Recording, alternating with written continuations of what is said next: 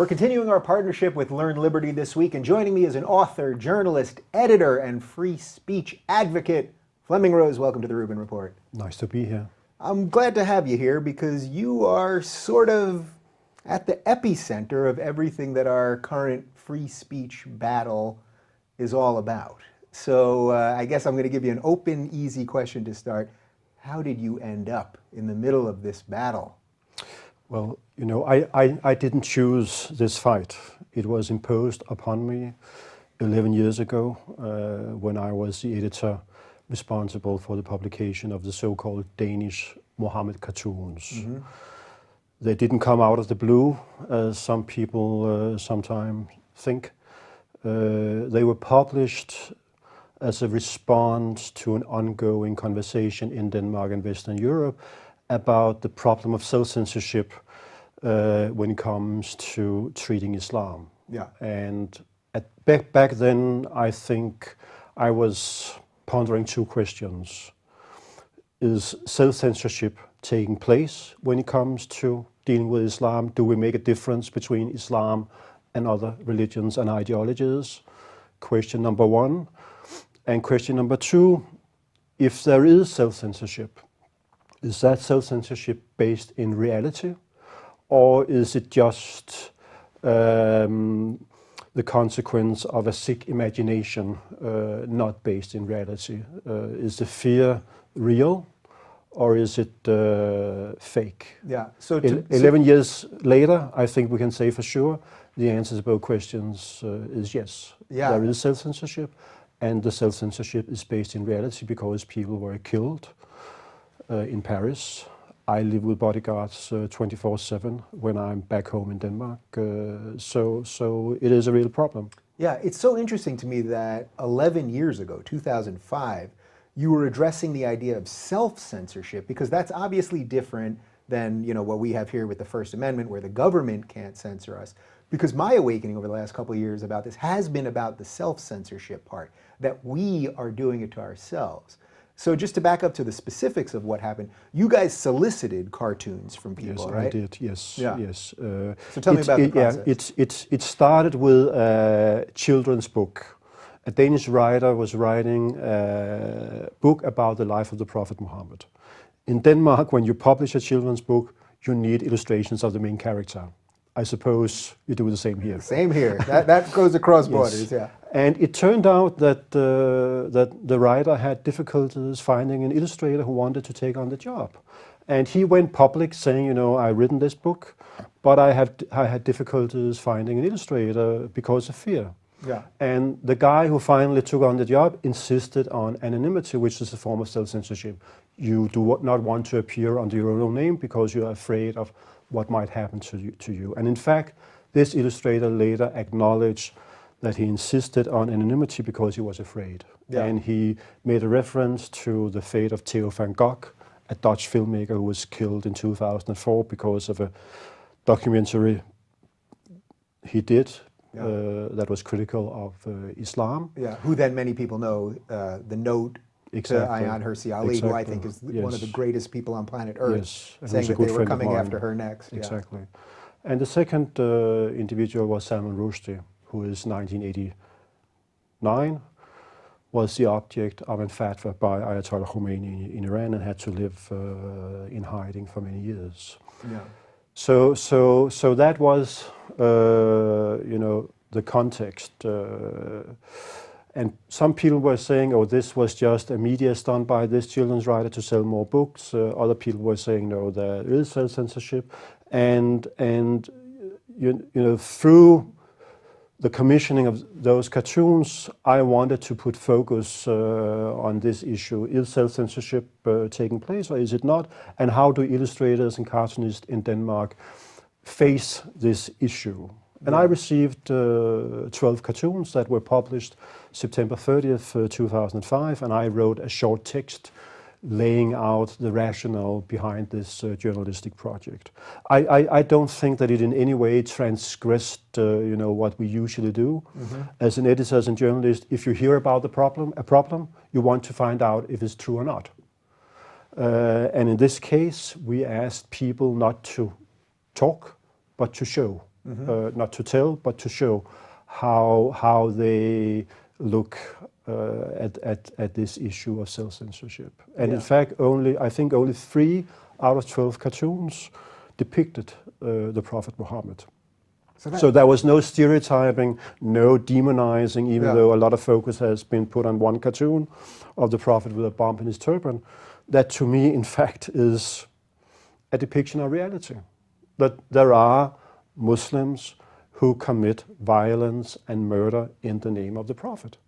Yeah, and not only was that theory proven, but it was put into action because over 200 people were subsequently killed throughout the world after they found out about these cartoons. But before we get to the aftermath, when you decided to do this, and you'd done some controversial stuff before that, and we'll talk about reporting in the Soviet Union and that kind of stuff, but when you had decided to do this, did you have any inkling that anything like this could possibly happen? No. And anyone who today says, well, you should have known, I think it's a rationalization after the fact. There was a lot of coincidences, and in fact, cartoons of the Prophet Muhammad had been published before without this kind of reaction. It just happened so that a coincidence of different factors and domestic political situation in different Muslim countries exploited those cartoons to promote their own interests and agenda, and it all exploded. Yeah, and it probably had a little to do with just that it was sort of the beginnings of social media, so things could travel around the world quicker. Yeah, but, and once David, people saw... If this had been today, I can't imagine. I mean, we didn't have Facebook, we didn't have Twitter back in 2005, or just the beginning of it. Just the beginning, yeah. Today it would have been even worse. Yeah, okay, so you publish it, now there's the reaction, there's some violence. What was it like for you at that time, and did the magazine do anything to help you, protect you? Were they taking your side? You were the editor, so you were pretty high up. The whole newspaper stood behind me, but it took a while. I mean, the cartoons were published in September, and the violence only erupted at the end of January, beginning of February the following year. So you had to build up. This also says you a little bit about the fact that this was no coincidence. Yeah. People had to, plan to promote. It wasn't spontaneous, just happening right after the publication. Yeah. Do you have any evidence of that, or who do you think? Was actually... there are researchers who have been traveling and talking to people in different parts of the world where demonstrations happened, and it's very clear that the government of Egypt was in the driver's seat in the beginning. The Fatah movement on the West Bank in the Palestinian territories were also behind this because they were in an election up against Hamas, who was the Islamist movement there, and they wanted to be the real protector of Muslims' interest. Same in Pakistan, same in Qatar and Saudi Arabia. Yes. Absolutely. This was not a spontaneous uprising. Yeah. And usually I say, never have so many people reacted so violently to something that so few people, in fact, have seen. Yeah. Because very few people had seen the cartoons, and the man behind the attack on the Danish embassy in Tehran, in Iran, a Danish journalist found him several months later and talked to him. And when he showed him the cartoon of the Prophet with a bomb in his turban, his angry reaction was not against the bomb, but he said, why does the Prophet look like a Sikh and not like an Arab? Huh. Wow. So that tells you a lot right there. You make two interesting location points, because saying that Fatah, which was really the secular counterpart to Hamas, exactly. So they were using it as you said, we're protecting Islam. So you had the secularists actually fanning the flames. Yes, and it was the same in Egypt. And the same thing in Egypt, where Mubarak was the secular leader. And he was up against the Muslim Brotherhood, who had been allowed to run an election for the first time in many years in the fall of 2005. Yeah, I've never thought of it in such interesting terms like that, but in a weird way then, the secularists sometimes are more dangerous than the actual Islamists, because they're playing both sides, right? Were you shocked that that's how it turned out? You know, I didn't know at the time. It took me, you know, some studying to figure out what actually had happened, and it was very surreal. I mean, you know, sitting in Copenhagen in the beginning of February 2006 and watching TV and Danish embassies in flames in Beirut and Damascus. I couldn't make the connection in my mind. Yeah. How come that people can go crazy like this several thousand kilometers away to something that had been published in a Danish newspaper 3-4 months before? Yeah. It seems surreal. I mean, I would say, you know, back then I didn't understand the gravity of it all. It took me several years, and it was only, I would say, in January 2015, when my friends and colleagues at Charlie Hebdo in Paris were killed, that I finally understood that I will have probably to live with a security problem for the rest of my life. I somehow illusioned myself, created an illusion that somehow it may go away. Yeah. But it won't, and these people, they do have a long memory. You know, I don't find it very dramatic myself, but I just know that I somehow will have to manage this situation. Yeah. So what was the reaction like? So your newspaper defended you, but what about the other publications within the country? I mean, were people saying, man, he just created a huge problem for us, or were they actually defending free speech at the time?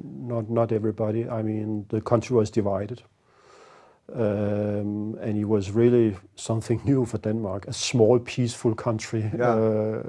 We had never experienced anything like that, and the Prime Minister said it was the worst foreign policy crisis in Denmark since World War II. No, back then, I mean, I was the object of a lot of criticism and anger, and I was labeled a fascist, a Nazi, Islamophobe, and so on and so forth. But today it's different. I would say I'm less of a controversial figure today in Denmark than I was in 2006, because people have finally understood that this was not an empty provocation just to stir up things. It's very difficult when you look around the world and see what is happening, that this was just an invention of my sick imagination. I mean, the problem is real, and we have somehow to face it. And I also had the time to write, 3 books, in fact, now about this issue. One of them published in English about the whole thing and free speech. And I think people understand that I'm not a warmonger and I'm not out to get Muslims, but I think Islam and Muslims have to accept the same kind of treatment as everybody else in our society. And in that sense, usually I make, a little bit of a joke, but still it's serious when I say that the publication of those cartoons was in fact an integration project, in the sense that we were integrating Muslims in Denmark into a tradition of religious satire. And thereby we were saying to Muslims, we do not expect more of you, we do not expect less of you, but we expect of you exactly the same as we do of every other group and individual in Denmark. And therein lies an act of recognition. We say that you're not foreigners, you're not outsiders, you are part of society. Yeah, right. We've welcomed you to our society, but you have to be part of our society, not a separate part. Do you think and that... you have to play by the same rules. Free speech, we do have free speech, and it implies the right to criticize and ridicule religion. Yeah. Just to probably get rid of some of your naysayers real quick. Yeah. You clearly do, I know this is the truth, but I just want you to say it so that people won't selectively add anything. You do make the distinction between the ideas of Islam and Muslim people, correct? Yes. You fully understand that difference and all that? Yes. I think any idea needs to be criticized and open for debate and scrutiny, but you shouldn't attack or demonize individuals and people. Yeah, I feel silly sort of having to ask you that, but I know just for the nature of I don't have Muslims for breakfast. Yeah. Good. Okay, good. And in fact, some of the people who supported me back in 2006 now criticize me because I have supported the right of radical imams in Denmark to speak out and defend Sharia law and discrimination of women, as long as they do not do it in practice. So we have this separation of words and deeds. I think people should have a right to say whatever they want, as long as they do not incite criminal activity and violence. And so I have, in fact, defended the radical imams who would have liked to see me, I guess, in a different place. Right. So than I am right now. And that's what having principles when it's hard to is all about. Yes. So you are the very person who published these cartoons now defending these people's abilities to do things that are very against the West, very against your own personal beliefs.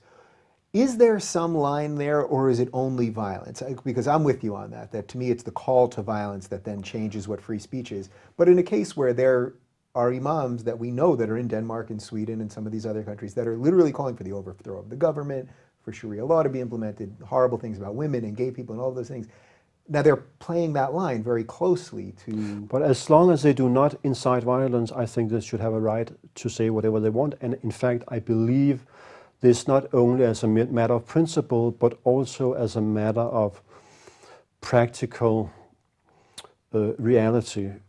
You and I fight these people and their ideas in the best way, not through bans and criminalization, but through an open and free debate where we challenge them in the public space. Mm-hmm. I have never seen people change their beliefs just because they were criminalized. Right, just because of a ban or a punch. Or... You drive them into the underground, and it makes them sexy in a way when they are, not allowed to air all their bullshit in public. Yeah. So I believe it's the most effective way to fight them. I believe that you should never criminalize words just because of their content, only because of what they call for. Yeah. That is incitement to violence. Apart from that, I'm in favor of a very narrowly defined libel law, mm-hmm. and I'm also in favor of the protection of a right to privacy. And I believe that privacy and free speech in some instances are two sides of the same coin, because if you know that the government, if you know that the government is surveilling you at home, you will speak less freely, mm-hmm. and that is an invasion of your privacy. Yeah. What would you say to the people, because this is the argument that I heard just in the last couple of weeks when I was defending the right of Richard Spencer to speak his stuff and not get punched. As I said on Twitter, I have family members on both sides of my family who died in the Holocaust. I grew up knowing Holocaust survivors. It's not something that I take lightly, but I have to defend free speech when it's the uncomfortable speech. Yeah. People, of course, were saying I was a Nazi and a white supremacist and all of this nonsense. But what a few people said, this is different, that if these people won't play by the rules of decency in society, then we can't treat them with the same thing. Now, I don't agree with that, but what do you think is a good argument against that? Oh, I think we did very well during the Cold War in Denmark, not banning communism. We didn't even ban Nazism, though we were occupied by the Nazis for 5 years during the Second World War. I mean, Richard Spencer enjoys the same civil liberties and rights as you and me. You cannot make a distinction. Mm-hmm. If you go down that road, it just takes a new political majority, with people like Richard Spencer in power, and he can use the same principles against you and me, right. and against Muslims or blacks or other minorities. So it's very important to defend these principles for your enemies, because you're just an election away from a possible other majority that can use exactly the same kind of violence against you that you are defending when it's used against your enemies. So I think this is what democracy is about, what a free and liberal foundation of our society is about. That you and this is what tolerance in fact is about. Tolerance means that you do not ban, and you do not use violence, threats, and intimidation against the things that you hate. Yeah. A lot of people hate the ideology and the values of Richard Spencer, but we should not use violence and try to intimidate and threaten him and ban what he's saying.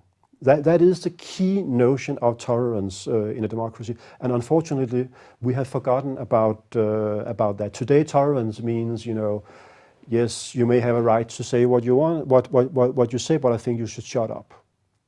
It's become a tool to silence your opponents, while in fact it means that you have a right to say whatever you want as long as you do not use violence and bans. Right, and of course then there's the slippery slope argument, which is that if you say, all right, well, you can punch a Nazi or silence a Nazi, and then you come along and defend their free speech, well, then why can't they punch you? And why can't they punch me for having you on my show? And the list goes on and on. And when you open that door, you never know when it stops. And that's very precarious in a young democracy, because sometimes a democracy wants to defend itself. I spent time in Russia after the fall, during the times of the Soviet Union, after the fall of the Soviet Union, and that transition in Russia from communism to democracy, in fact, got off track because they started bending the rules in order to defend democracy against the enemies of democracy. And here you are, 20 years later, with Vladimir Putin in the Kremlin, and a lot less space for the individual to say and do what they want.